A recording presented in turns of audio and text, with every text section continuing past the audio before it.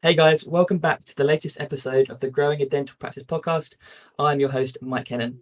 In today's episode, I am joined by Andy Acton, owner and director of the FTA group of companies, which offers a full range of business services to the dental sector.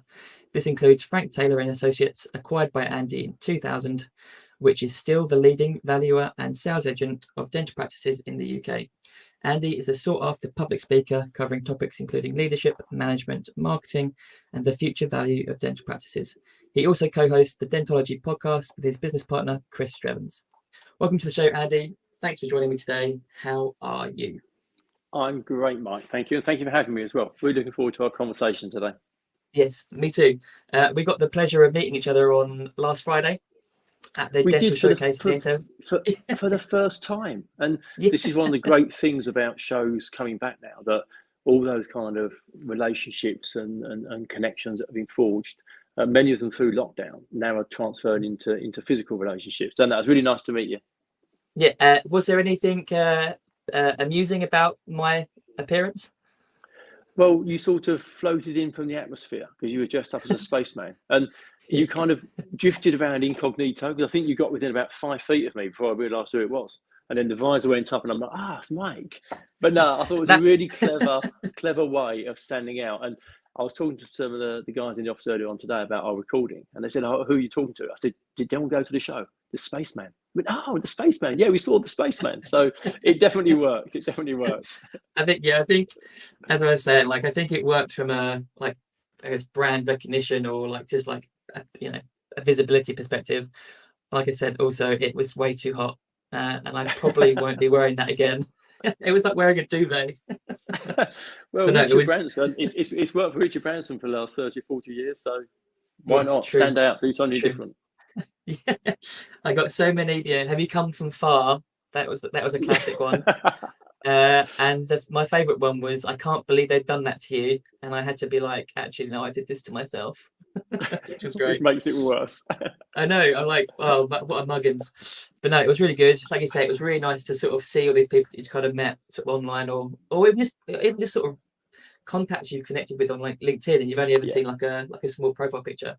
That's really nice. And kind of like you, it took them a long time to realise it was me. Yeah. They'd be standing there and be like, oh shit, it's Mike. But no, that's so right. So that was great. And I'm obviously hopefully be seeing you again very soon at another show or event. Yes. That'd be great. So let's just dive into a bit about you, Andy. So tell me about your background. Like, how did you get to this point? So why am I interviewing you on this show?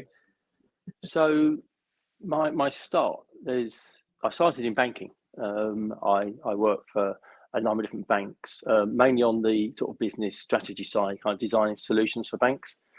And then in 1999, I was invited to change banks and go and work for another bank. And at that time, my now business partner, Chris Strevens, was working for that bank. So we worked together for a bit. And then we struck on the idea that it would be a good idea for the bank we work for to purchase Frank Taylor and Associates, because it was a niche market. They were providing funding to dentists, and we thought it would be a good idea. And the bank rejected it and said, not for us, we don't really want to. So we followed up with, well, would you have a problem if we bought that business? To our complete surprise, they said, actually, no, that would be fine by us. So we bought that business back in 2000. So we had Frank Taylor Associates back then. The business has been running since the 1980s. So it was already a well-established business. And being completely honest and frank, when we bought it, I think the intention was to continue working in the city, have a business on the side, it would pay us lovely dividends, and that would be great. For any business owners out there, including yourself, Mark, you realise that unless you're in your business and you're working it and you're working hard and you're growing it and you're investing in it and you're committing to it, nothing happens. It's stagnant at best.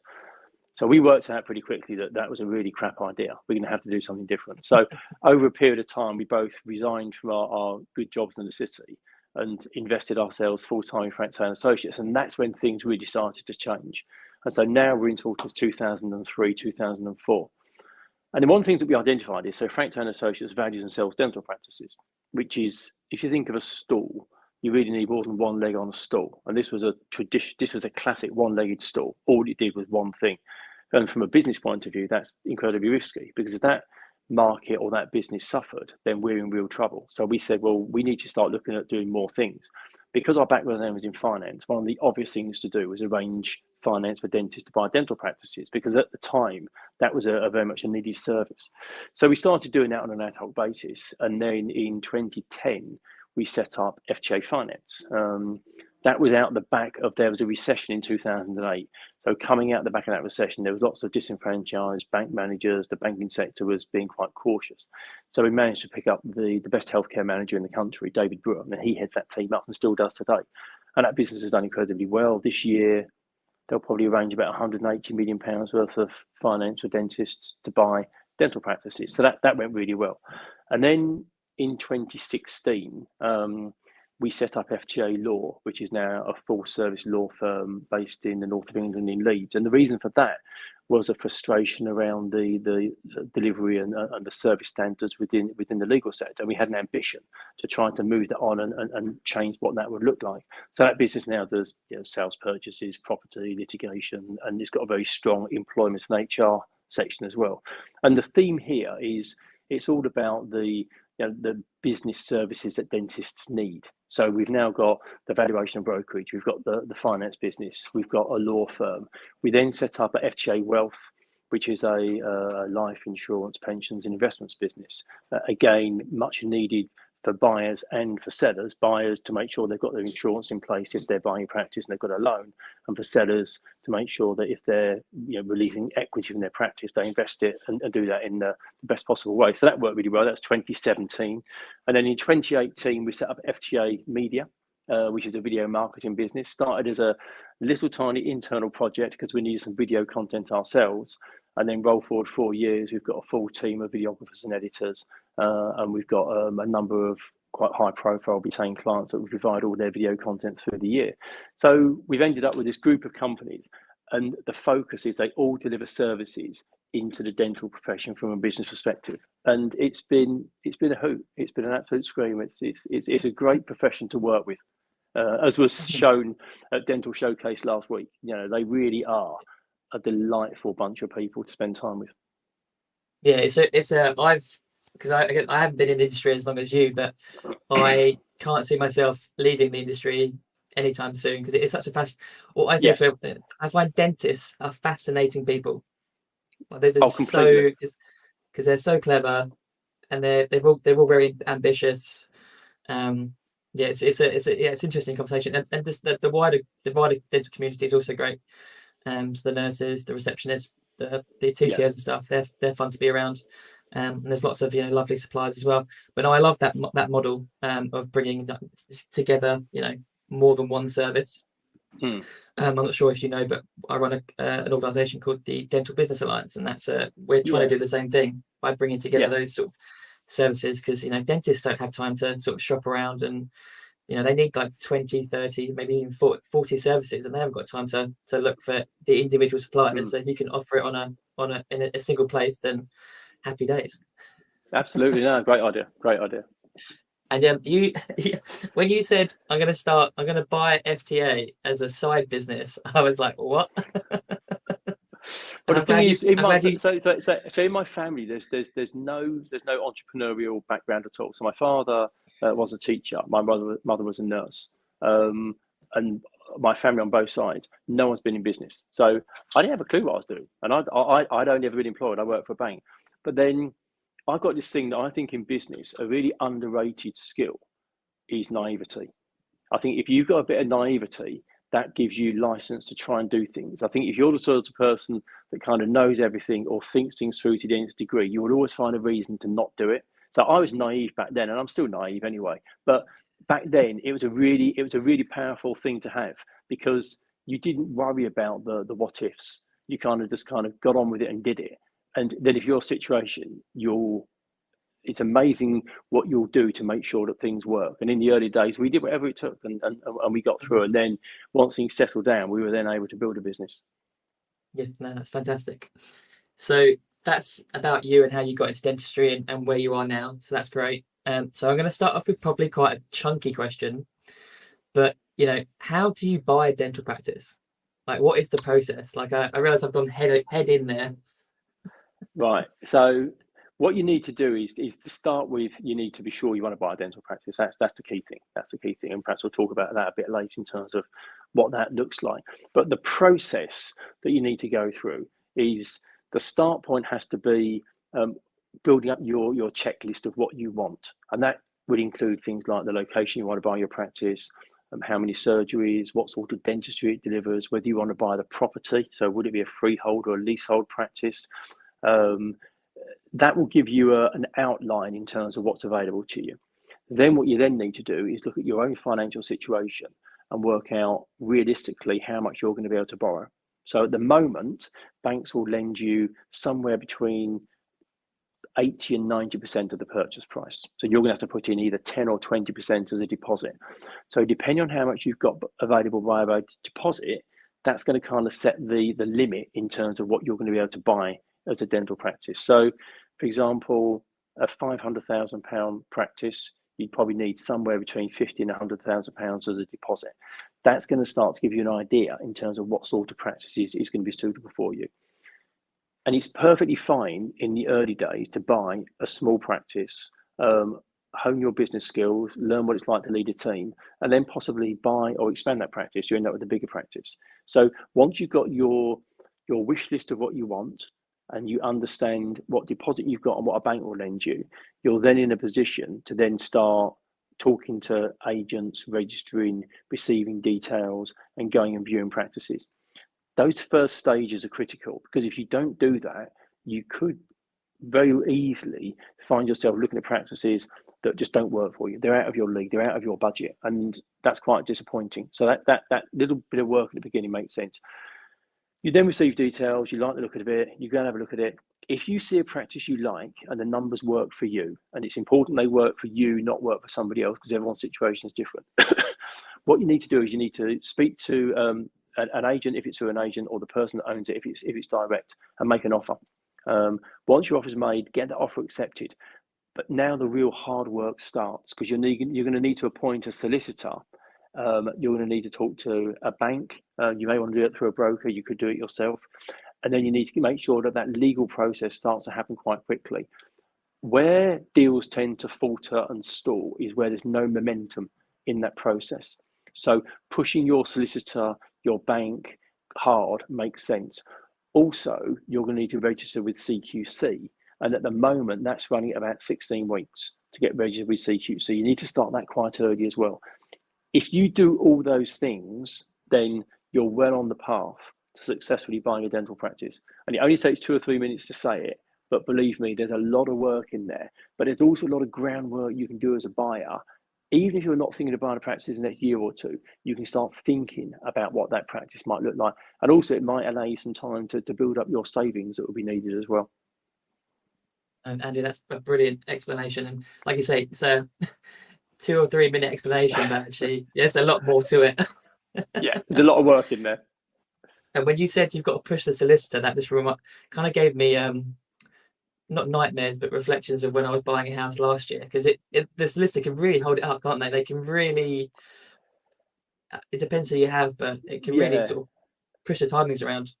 And don't get me wrong, solicitors are great people. They're professional people like dentists are. However, they're also incredibly busy people. And at the moment within dentistry, there's possibly a little bit of a shortage in terms of the specialist skills that we need. So what that means is that solicitors are under pressure like everybody else.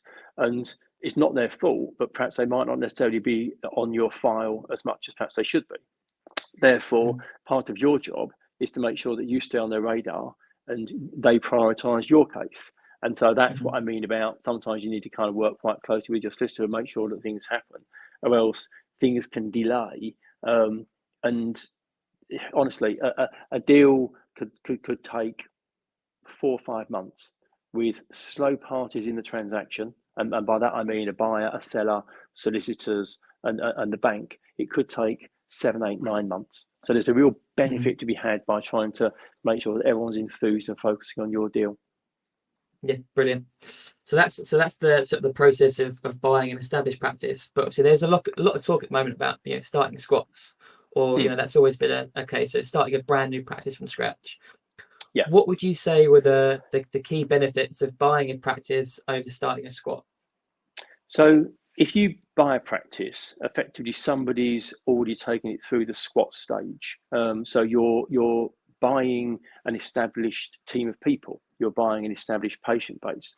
You're buying the infrastructure, all the logistics needed to effectively run a dental practice have already been put in place. It's equipped. There's chairs in there. All the marketing's been done. There's a website. So you're buying a fully fleshed out working business. And that's what you pay your goodwill for. And that's why goodwill values are high, because somebody's already done that significant piece of work for you. If you set up a squat, you have none of the things I've just described. They're going to feature in your business plan. So the risk factor of setting up a squat is higher because you need to invest a lot of money at the front end, but you don't have patience, you don't have a team, you need to train your team, you need to get that team to buy into your vision. So it is a more risky way of doing things. However, the upside and the gains can be significant. So for example, if you have a practice that turns over £500,000, you may have paid goodwill for that of, I don't know, say £600,000-700,000 for that practice. If you have a practice which is a squat, which starts from scratch, but you could get it to a £500,000 turnover in 2 or 3 years, on a like-for-like basis, that business could be worth £600,000 or £700,000, which you wouldn't have paid anything for. So you can see the difference in the where it's an established practice, you pay a significant amount of goodwill, whereas a squat practice, you pay nothing. But there's a greater responsibility on you to make sure that you grow that business and make it profitable so that it has value. So there's no right or wrong answer. I just think if you're looking to set up a squat practice, you need to have as much confidence in your business ability as you do in your clinical ability, because you'll be spending in the early days a lot more time on the business side than the clinical side. So it's horses for courses. However, if that's your bag, to create your own vision and create your own practice from scratch, a squat practice is insane. I mean, some of the squat practices I've seen are just incredible. They are just incredible. But it depends on what sort of person you are. Yeah, no, I love that. That's a really good way of sort of putting it. Like you say, I guess from a squat perspective, there's higher risk, but I guess you get more. You've got more freedom, and potentially, you might reap the rewards, in sort of 2, 3, 4, 5 when you go to sell it. Now, because I've got a client who started a squat practice in Ealing, and it's stunning.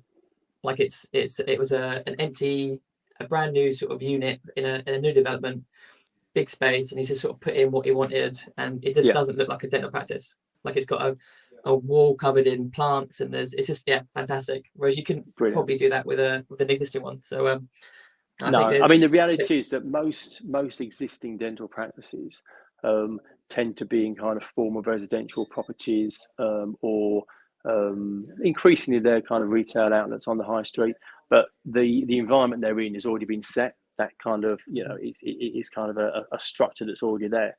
Whereas if you've got a squat practice, quite often it's an empty space, and you can then build into that space exactly what you want and the look and the feel of it. So like you say, if you want an organic living wall, you can do that because you're starting with nothing. Yeah, exactly. So you mentioned, just going to dig into that a bit more. So you mentioned maybe from a squat perspective, you should really kind of know what you're doing business wise. Now that's kind of a theme that I've noticed with dentists is obviously they come out of dental school, very good from a clinical side of the point of view, but maybe not have the business skills you would maybe need. How could they go about kind of getting those skills? Like what could they do to kind of learn the things they would need to sort of start a successful sort of squat practice, or just run an established practice? So I think there's a number of courses out there, business courses that are available, and I think they're great. But what I would encourage people to do is perhaps talk to others that have been on those courses, and just make sure that's the right sort of course for you. There's loads of books out there that give you kind of basic principles and underpinning of business, which can be helpful. But I think one of the best things you can do is look at the practice you're working in. That even if you're a very young dentist and you're in your foundation year, look at the principle that you work for and with. And when you kind of move on as an associate, look at how that principle behaves. I've always taken the view that you can learn as much from people who are good at their job as people who are bad at their job. So even if you're not working with somebody who's amazing, you may look at it and go, well, the way they treated that individual, I'd never treat somebody like that. and then you kind of flip it and you kind of work out how you would treat that person. So I think there's kind of some hands-on experience to be had from working in a practice, and then I think there's some reading. I think there's courses that are out there. We intermittently run courses on how to buy a dental practice, how to develop a dental practice, and how to sell a dental practice. So there's information out there, but I think you need to do it consciously. I think rather than it be one of those things that you kind of get to on a Friday afternoon, I think you need to kind of say, right, clinically, I'm great. You know, I spent 5 years learning my clinical craft. But the nature of how dental school works, and it's quite right, because from a patient point of view, I want a good dentist. I don't really care whether somebody understands the difference between advertising and marketing. That's not important to me. But from a business point of view, it's important that dentists do understand those differences. So when they come out of dental school, their knowledge on business isn't great, but I think they need to create time and an action plan for how they're going to build their business knowledge. So when they move into a leadership role in a practice and become a principal, they feel comfortable at what leadership is, what management is, what sales is, what marketing is, what advertising is, kind of the basic principles of how to manage people, you know, just so that they don't feel overwhelmed, because owning and running a business isn't easy.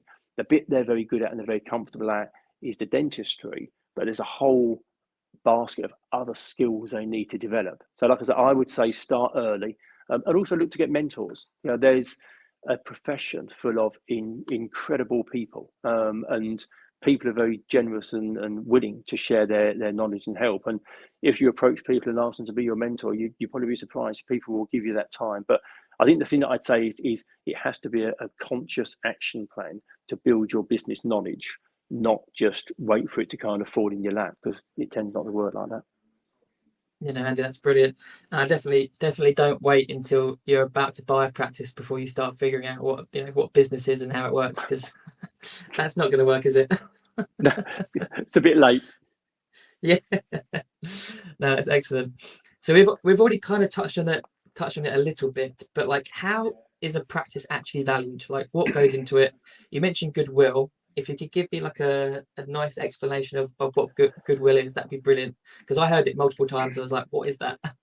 So Well, Goodwill, I do know now, but it's the intangible asset. It's the value of that business as an established entity, and this is what someone's invested in over a period of time. So the key factors that determine the goodwill value of a dental practice are, there's about 35, but I'll give the big ones to give you a flavour in terms of what goes into it. So the location of that dental practice is going to set like the upper and lower limit of where it is. So for example, a dental practice based in Hertfordshire or North London is going to be worth considerably more on a like-for-like basis than a practice in the South West or East Anglia. And the location's driven by where people are and the massive population. So people tend to still be around the major cities, the very large towns, the major conurbations. And if you think about our motorway network, anywhere that you can get to on a motorway reasonably easily generally has a large city or a large town. Where the motorway network tends to run out, those rural areas, they tend not to value as highly, just because getting around is not so easy. And people tend not to want to live in those areas so much. They're lovely places to holiday, but people tend not to want to live there. So location is going to drive that top end value. Beyond that, you've then got the type of dentistry being delivered. So there's more general dentists in the country than there are specialists. As a result of that, general dentistry values at a higher level than specialist dentistry. We then look at the size of the practice, how many surgeons are in the practice, and the infrastructure in that practice. You know, is it a freehold? Is it a leasehold? Is it well maintained? Is the equipment in good order? We then also look at the team in the practice. Is it a stable team? Where you have a dental practice where the team are changing on quite a regular basis, that kind of, for me, not always, but it can give some insights to what the leadership's like in that business. If people don't want to stay there ongoing, you have to question whether there's something not quite right in how that business is being run. And that owner is about to change because you're going to be buying the practice, but just as a useful thing to know. All those things that I've described are going to feed through to the financial performance of that practice. So then when I look at the financial information, I look at the financial accounts and the management information, you know, the figures of the last 12 months, that's a representation of all the things I've just described. Numbers just show you, they're like the numeric representation of how that practice performs. They're not actually anything in themselves. So then we look at the numbers, we look at the profitability in that business. Importantly, what we also need to do is look at the profitability of somebody else running that business as well, because within a dental practice there may be costs incurred in the financial accounts which aren't essential to the running of a dental practice. So we get to what we call a reconstituted net profit. And when we've done that, we then go into our database of comparables. So these are the thousands of practices we valued before.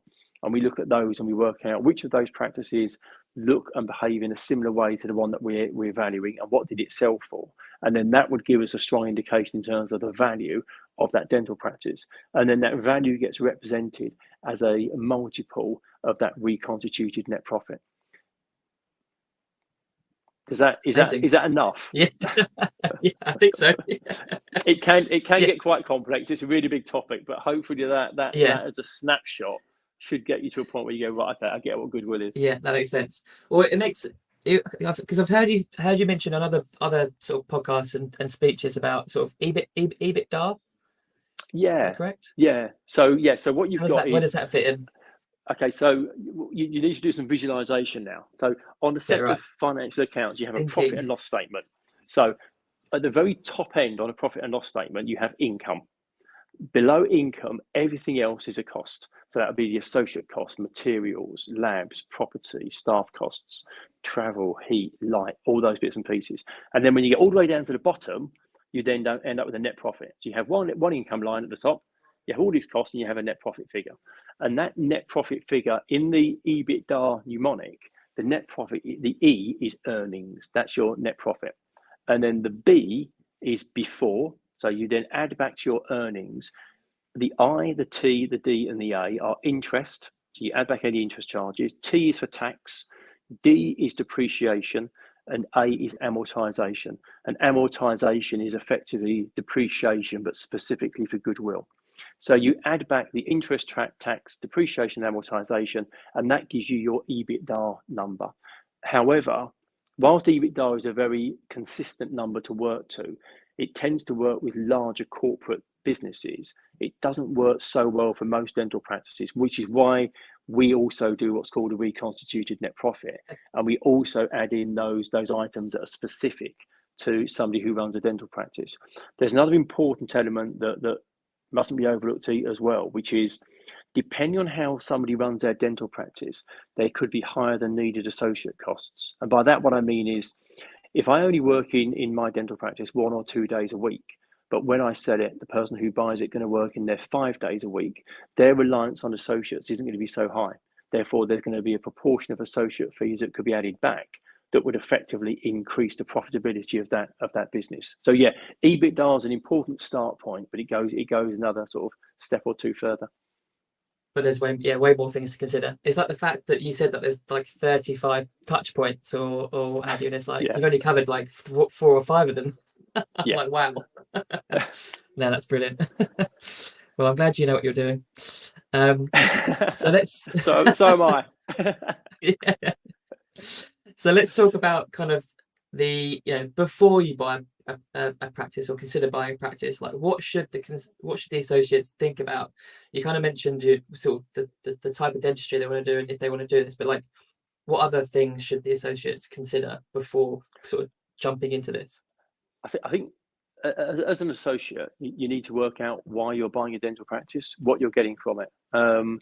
Because owning and running a business is hard. There's going to be sacrifice, disappointment, you're going to miss things, it's going to be challenging, there's stresses that are attached to it. So I think you need to kind of question why you're doing it. You can earn really good money as an associate, so money might not be a big enough reason. It might be that you want to share your own vision and you want to be a leader in your own business. That makes sense. You might want to set the clinical direction, which you can't do at the moment. So I think you need to really question what it is that you will achieve by owning and running a business. And then I think what also makes sense is to then perhaps talk to your family and friends and see what their take is on whether they think you're cut out to own and run a business, because some people just aren't. And I'd also like to make the point clearly and strongly, it is okay to not own and run a dental practice. Being a dentist is awesome. It is an incredible job. You change lives. And I wouldn't like to be in a position where people feel that somehow they've not quite made it if they didn't own or run a dental practice. Some people just aren't cut out for it, but they can still have incredible careers in dentistry. There's no kind of hierarchy that says because you own a dental practice, you're more worthy than somebody else. And anybody who thinks like that, it's honestly, it's fine to continue being an associate. It's still an incredible job. You know, you're still effectively self-employed running that business in your own right anyway. You're still changing lives. And I wouldn't fall into the trap of buying a dental practice because your friends have, or somehow you feel that you've not quite achieved all the things that you should have. You need a bigger reason beyond that. And like I say, I think lots of people that I talk to, I don't purposely set out to talk people out of buying a business, but I do want them to be really clear that it's right for them. And quite often friends and family are really good people to talk to make sure that it is just right for you. Yeah, definitely. I think some people just feel like they have to because their friends have done it. So like, it's not that probably isn't a good enough reason. Like you say, running a business, as we both know, is hard work. And we're not even doing the dentistry. We're not even doing the dentistry side of things. So that's like that's a whole different kettle of fish. And there was, coming out the back of COVID, there were a lot of people that registered with Frank Taylor Associates who wanted to buy a dental practice. And having talked to a number of them, on Zoom or shows or events, or whatever, it was a knee-jerk reaction. It was a knee-jerk reaction from fear, and they thought that could give them long-term security. And sure, as a business owner, you have an asset to go back to. So yeah, that was great. But like you say, only running businesses is a big commitment. You need to be sure that it's right for you. And there's people who can help and talk you through and kind of give you some insights in terms of what it's like to own and run a business. And if that's for you, then great, go and do it, and you will have the best time. But be sure at the beginning that is what you want. That is what you want. Yeah, definitely. Because they can't all. Not everyone can own a practice because that probably wouldn't work. No, and also there's not enough. There's also there's not enough, and there's also a lot of sort of super associates that are kind of standing out from the pack. Yeah, got their own sort of personal brand, killing it from an earnings perspective without the stress of having their own practice. So there's other options. Becoming a specialist, all sorts of things. Oh, completely, and that's why I say you can, and some of those super associates, the way they present themselves, you wouldn't know that they didn't own and run their own practices because their personal branding's on point, their marketing's brilliant, they're incredibly busy. Now they're achieving an awful lot, and when you actually look at the things they're doing the sorts of things that you would need to do as a business owner anyway. So a lot of it comes down to it's about what are you actually looking to achieve, and that's why I go back to that point about sit down and work out what it is you actually want, because you may be able to achieve some of those things without owning a business. It may be that you do need to own a business. Arguably, owning a business gives you the better prospect of long-term financial freedom, because you can get to a point where that business as an asset makes money without you necessarily needing to be that involved, and you can be on holiday and there's still profit hitting the bottom line. But like I say, I think people need to work out for themselves why they want to do it and not just perhaps follow the pack. Yeah, no, that's perfect. So I'm going to start to wind down the episode, but I always like to ask this question towards the end so what would be your number one piece of advice for any associate thinking about buying a dental practice? I think I'd probably say I'd start by saying talk to friends and family and get some real honest answers about you, your desires, your personality type, and see whether they believe that it's right for you. I think good friends and family can be honest with you. I think the danger is if you ask people who have services to offer within the profession, the danger is that everyone has a bias. And if someone, so I'm trying to sell dental practice, I think it's a great idea you should buy a dental practice, but that's you need to ask more questions. So I would say talk to friends and family, explain why you want to do it, and get them to challenge you and make sure that you really know why you're going to do it. All it requires is a bit of time, a bit of thought on your part, but also a little bit of resilience, because you may not necessarily get the answers that you want. And no might mean not now. In life, it's rare that life's so binary that it's always just yes and no. Quite often it's not yet. not now. Or what it might make you do is think, okay, yes, there's the potential, but I might need to work on a few areas before I can really take that forward. But I would say speak to friends and family or a mentor and say, look, I'm thinking about buying a practice. Do you think I'm the right sort of person? Do you think I could make a success of it? Do you think I've got the right skills? Do you think I could develop into somebody who could be successful? And I think that's a really good start point, because that means you haven't spent any money, you haven't got too emotionally, financially invested in it.